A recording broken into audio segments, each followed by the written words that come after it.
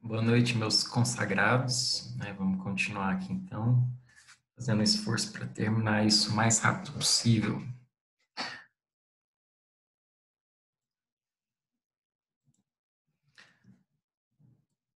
Pessoal, então, eu parei aqui ontem, né, na explicitação das funções psicológicas superiores. Queria reforçar com vocês, então, essas características, né? Então, o ser humano, ele é dotado de funções inferiores e funções superiores, né? Funções psicológicas inferiores e funções psicológicas superiores. As funções inferiores, elas são funções que nós já estamos dotadas ao nascer, né? Que a gente já nasce com elas, né? A gente já nasce com os cinco sentidos, né? A gente já nasce com uma comunicação básica por meio do choro, né? Você já nasce com a sua capacidade de perceber mudança de temperatura, e as funções psicológicas superiores, a consciência, a linguagem, a atenção, a memória, elas vão se desenvolvendo conforme a gente vai se inserindo na cultura e na sociedade, né, por meio do processo de socialização. E como eu falei na aula anterior, na parte 1, essas funções também se modificam ao longo da história e da cultura, né? Então, hoje a gente tem uma atenção que é mais deficitária, né? Nós temos uma memória também que se modifica, né? Cada sujeito tem a sua próprio desenvolvimento das suas habilidades, das suas funções psicológicas, né? Então vejam que as funções inferiores, elas são funções que estão presentes também nos infra-humanos, ou seja, nos demais animais. Algumas características aqui, né, das funções psicológicas superiores. Então elas são especificamente humanas, elas têm um controle voluntário, ou seja, são funções que a gente, né, mobiliza, não são funções que a gente não tem o controle. Elas são mediatizadas, já já eu vou explicar isso mais para frente, e elas são frutos de uma interação entre o biológico e o social, como eu falei, né? Sem o aparelho biológico, você não desenvolve as funções,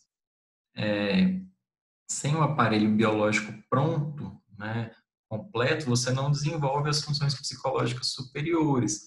Porém, ainda que você tenha o aparelho biológico completo sem a socialização, ou seja, sem o processo social, você também não desenvolve as funções, né? Então, o desenvolvimento dessas funções humanas, elas são frutos de uma base biológica que interage, né, socialmente, ou seja, uma base cerebral, vamos dizer assim, com a interação social, com o processo de socialização. Tá?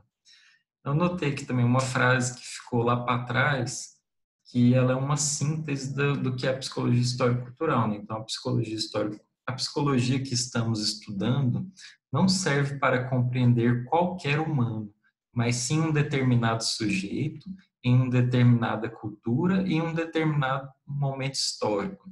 Então, vejam só, quando a gente observa, né, o behaviorismo, a psicologia comportamental e a psicanálise, existe uma tentativa de elaborar uma psicologia universal que desse conta de todos os homens, né, de todos os homens em qualquer parte do mundo, de todos os seres humanos, né? Tanto o behaviorismo quanto a psicanálise entendem os seus conceitos como universais, né, como, ou seja, funcionam em qualquer parte do planeta Terra. A psicologia histórico-cultural, não, ela constitui uma tentativa de compreender o ser humano dentro das suas especificidades, né? Dentro de cada sociedade, dentro de cada cultura. Então, isso é muito importante, né? Pensar o ser humano dentro de cada cultura. Né? Acho que o Covid-19, né, ela mostra como nós somos diferentes culturalmente. Vocês vejam que tem países que já estão saindo do isolamento, né, com poucas mortes. Por quê? Porque respeitaram a quarentena, respeitaram o isolamento social. Houve um compromisso, né, de toda a sociedade, como no caso da Inglaterra, do Japão, na China, que são sociedades mais tradicionais, mais disciplinadas. Agora, no nosso caso, não. A gente vai ficar num falso isolamento eterno, porque muitas pessoas continuam morrendo, né, porque o jeitinho brasileiro sempre dá um jeito de furar a quarentena. Tá? Mas eu vou, depois, quero gravar uma aula só sobre isso, sobre pandemia e o futuro pós-pandemia. Os slides travaram. O Vygotsky, né, a psicologia histórico-cultural, ela ela observa o desenvolvimento humano a partir de 4 planos de desenvolvimento, né? A partir de 4 entradas de desenvolvimento, que é a filogênese, a ontogênese, a sociogênese e a microgênese. A filogênese, pessoal, diz respeito à história do desenvolvimento das espécies, né? Então, por exemplo, quando você pensa a espécie humana dentro de toda a evolução das espécies, existe um determinismo, não, um diferencial. Por exemplo, o ser humano ele é o animal, dentro do reino animal, aquele animal que desenvolveu melhor as funções intelectuais, que desenvolveu melhor as funções motoras finas, né? Então, por exemplo, graças ao nosso desenvolvimento filogenético, a gente é capaz de construir coisas magníficas, né? A gente é capaz de manusear muitos instrumentos. Então, só que, por exemplo, a gente não é capaz de voar, a gente não é capaz de ficar muito tempo embaixo d'água sem respirar. Então, veja, a história do desenvolvimento da espécie humana, ela nos traz alguns limites e algumas possibilidades. Então, tem coisa que o ser humano é capaz de fazer e tem coisa que nós não somos capazes de fazer. Então, por exemplo, você é capaz de resolver uma equação matemática, mas se você for jogado junto com um lobo numa floresta, quem tem mais chance de sobreviver é o lobo, não é verdade? Então, o desenvolvimento da espécie ele traz limites e possibilidades. A ontogênese ela diz respeito à história do desenvolvimento de cada espécie, perdão, ela diz respeito à história do desenvolvimento de um indivíduo da espécie, né? Então, na filogênese, a gente tem a história do desenvolvimento da espécie humana como um todo. Aqui a gente tem a história do desenvolvimento. Na ontogênese, a gente tem a história do desenvolvimento de um indivíduo da espécie, certo? É uma história determinada por especificidades, né? Então, por exemplo, cada um de vocês tem uma história de desenvolvimento biológico, né? Teve gente que começou a andar com 1 ano, teve gente que demorou 1 ano e meio para andar, outros demoraram muito tempo a falar, tem um que mamou até os 5 anos, tem outro que nunca mamou, certo? Então, a gente tem especificidades do desenvolvimento de cada ser dentro da espécie humana. Então, esses primeiros 2 planos, eles dizem respeito mais a uma questão biológica mesmo do desenvolvimento humano, tá? Aqui embaixo a gente tem a sociogênese, que eu já falei muito anteriormente, né, que diz respeito à história da cultura, né, a história da cultura em que os sujeitos se inserem. Então, vejam que nessa primeira margem, na margem no hemisfério superior aqui, a gente tem um plano biológico, e aqui embaixo a gente tem um plano mais sociológico, cultural, específico, né? Então, a sociogênese diz respeito à história do desenvolvimento do indivíduo dentro da sua cultura, dentro do seu meio social, né? A cultura, ela alarga as nossas potencialidades, mas ao mesmo tempo também pode ser uma limitadora, né? Então, como eu falei anteriormente, tem culturas em que a gente desenvolve habilidades diferentes. E a microgênese diz respeito à história do desenvolvimento de funções, das funções psicológicas de cada sujeito, né, do seu desenvolvimento peculiarmente.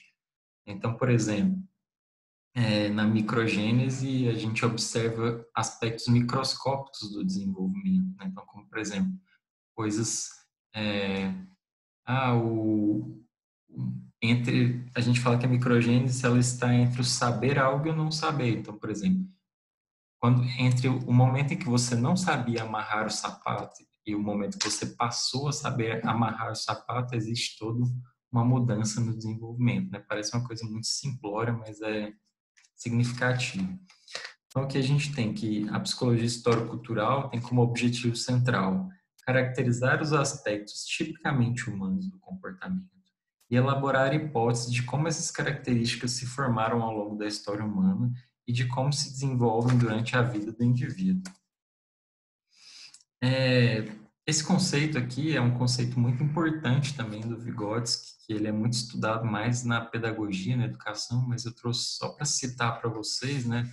O Vygotsky ele desenvolve o conceito de zona de desenvolvimento proximal, que de uma forma bem sintética, a zona de desenvolvimento proximal é aquela tarefa que o sujeito ainda não consegue fazer sozinho, tá? Mas com a ajuda de outro. Então, olha aqui o conceito. A zona de desenvolvimento proximal refere-se ao caminho que o indivíduo vai percorrer para desenvolver funções que estão em processo de amadurecimento e que se tornarão funções consolidadas, estabelecidas em seu nível de desenvolvimento real. Então, de um lado, a gente tem a zona de desenvolvimento real, que é aquilo que você consegue fazer em um determinado momento, e de outro lado, a gente tem a zona de desenvolvimento potencial, que é aquela função onde você almeja chegar, né? Onde você almeja alcançar. E entre essa zona de desenvolvimento potencial e a zona de desenvolvimento real, a gente tem o que o Vygotsky chamou de zona do desenvolvimento proximal, que é aquilo que você consegue fazer com a ajuda de uma outra pessoa. Para o Vygotsky, a interação entre os sujeitos é uma base, né, uma base do desenvolvimento psicológico humano, tá?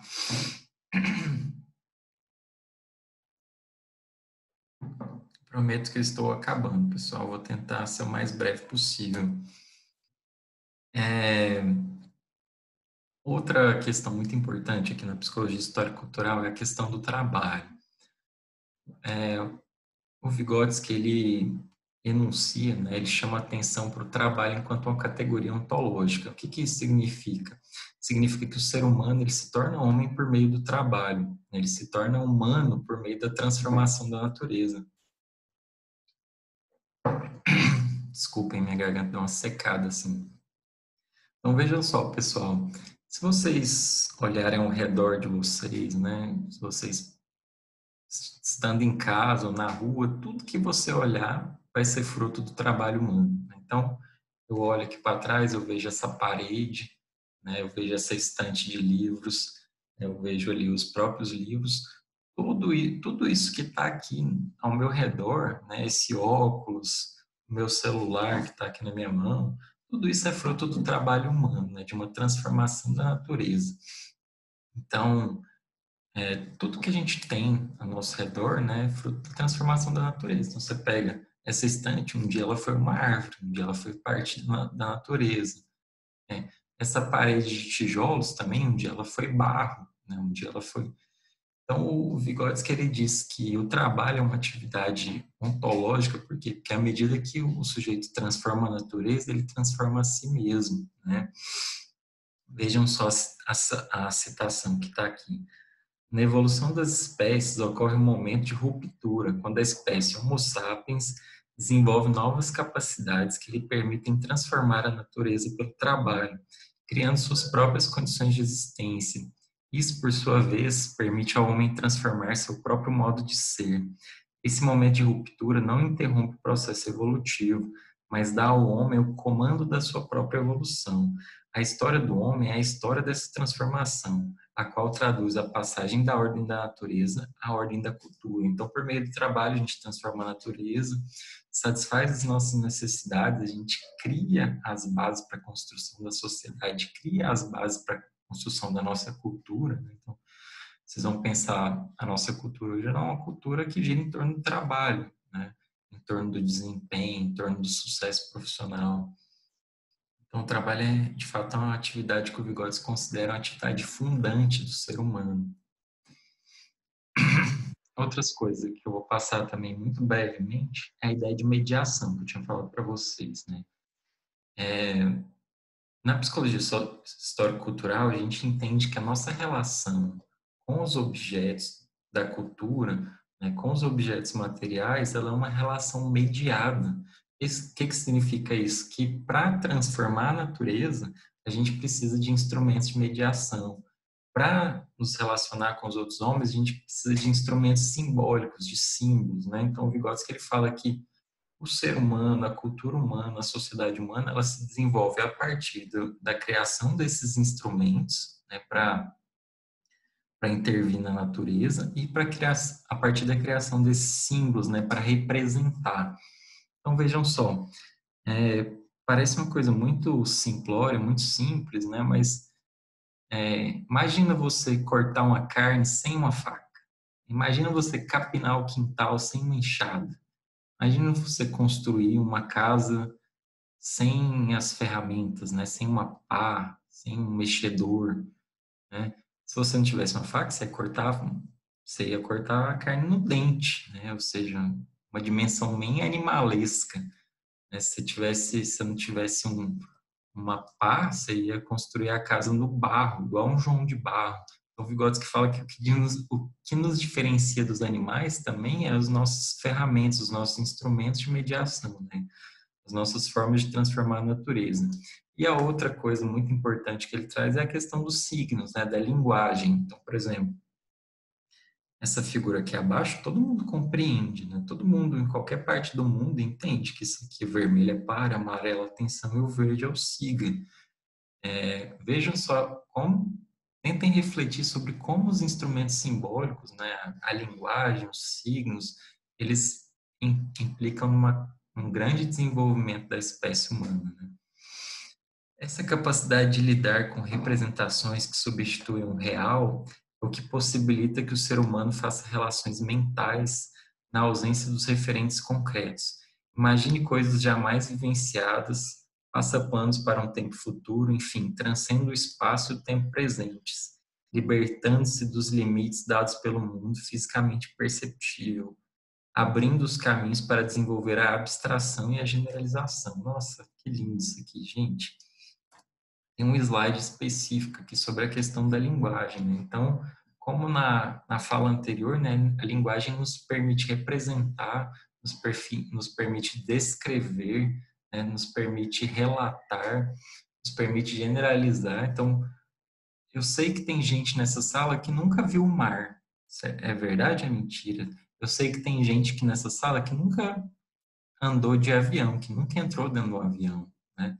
Então, agora por meio da linguagem, vocês podem receber um relato de como é andar de avião, né? Vocês podem ver um relato de como é estar no mar. Todo mundo sabe que a água do mar é salgada, você não precisou ir lá beber a água para saber. Mesmo quem nunca foi ao mar, sabe que a água do mar é salgada, né? A gente sabe isso por meio da linguagem. Então, a linguagem tem as funções de intercâmbio social e estruturação do pensamento, né, atuando no nível intrapsíquico, ou seja, e no nível interpsíquico, entre os sujeitos. A aquisição da linguagem modifica as funções psicológicas superiores, dá uma forma definida ao pensamento, possibilita o aparecimento da imaginação, o uso da memória, o planejamento das ações, a comunicação. O ser humano inserido no mundo da linguagem é capaz de relatar, lembrar, comparar, descrever, representar, conceituar, designar, planejar, abstrair. Os processos psicológicos superiores eles são mediados pela linguagem e estruturados em sistemas funcionais, dinâmicos e historicamente mutáveis, né? Então, olha aqui, como a linguagem modifica, né? Então, hoje, por exemplo, até minha avó sabe o que são os emojis, né? Até a vozinha da gente já sabe que isso aqui significa feliz, né? Que isso aqui significa um choro. Então, a gente hoje se comunica por símbolos até muito elementares. Parece que o nosso nível de linguagem, ele está, em vez de evoluindo, ele está regredindo. Não é mesmo, pessoal? Bom, esse aqui é o último slide, tá? Tem alguns resumos aqui, né? As funções psicológicas superiores, né, não podem ser vistas como resultado da maturação biológica, né? Como já teria em si todas as capacidades e potenciais humanos. Então, tipo, como eu falei para vocês lá no nosso primeiro encontro, né? As nossas funções psicológicas superiores, elas são frutos da nossa inserção no meio social. Elas não são fruto de um desenvolvimento meramente biológico, né? A o cérebro, a biologia por si só, ela sem interação social não se desenvolve. Tanto a subjetividade quanto as funções psicológicas se formam em interação dialética com o meio social e histórico no qual o indivíduo está inserido. O que significa isso, interação dialética? É que o indivíduo modifica o meio e o meio também modifica o indivíduo, né? Então a gente está numa relação dialética com a história e a cultura. A gente constrói a história, a gente constrói a cultura e também a gente é construído pela história e pela cultura. O mundo psicológico seria o universo de registros e possibilidades que acompanham e possibilitam as intervenções do ser humano. Compreende a cultura enquanto a forma de humanização do mundo natural, né? Então a gente em cima de uma natureza, a gente criou a natureza humana, né? A gente criou um mundo socializado. Ai, acho que é isso, né, pessoal? Desculpa aí ter estendido muito. Espero que vocês estejam bem. E, como sempre, estou morrendo de saudade. Um forte abraço e estou à disposição para qualquer dúvida.